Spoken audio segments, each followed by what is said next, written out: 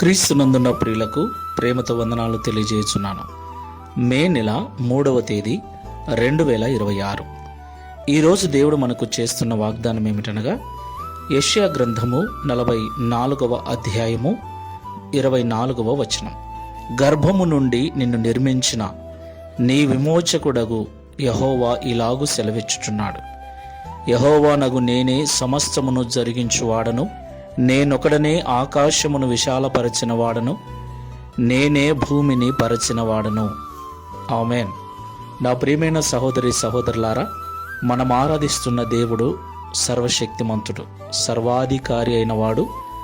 భూమి ఆకాశములను కలగజేసిన, అందులో ఉన్న సమస్తమును కలగజేసిన సృష్టికర్త అయిన దేవుడై ఉన్నాడు.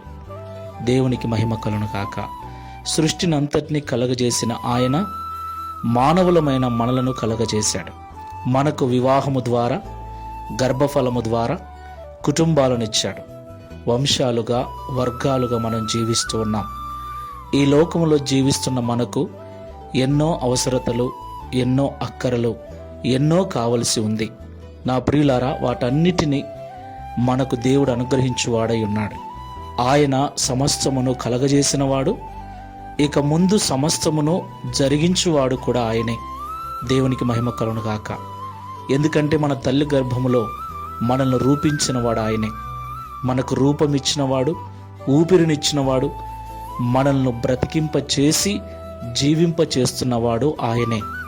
కాబట్టి మాటలు వింటున్న ప్రియ సహోదరి సహోదరులారా, మనల్ని కలగజేసిన సృష్టికర్త సెలవిస్తున్న మాట, సమస్తమును కలగజేసిన వాడను నేనే, సమస్తమును జరిగించువాడను నేనే అంటున్నాడు. కాబట్టి ఈ మాటలు వింటున్న నీకు ఏ అక్కర్లు, ఏ అవసరతలు ఉన్నాయో వాటి నెరవేర్పు కొరకు దేవుని సన్నిధిలో ప్రార్థించు.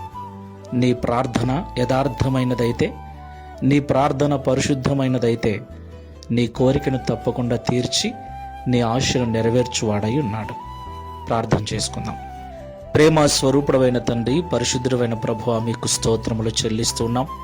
తండ్రి, సమస్తమును కలగజేసిన సృష్టికర్త మీరని, మిమ్మల్ని దేవునిగా కలిగి మేము జీవించినట్లు మమ్మల్ని ఏర్పరచుకొని నడిపించుకున్నందుకు స్తోత్రాలు.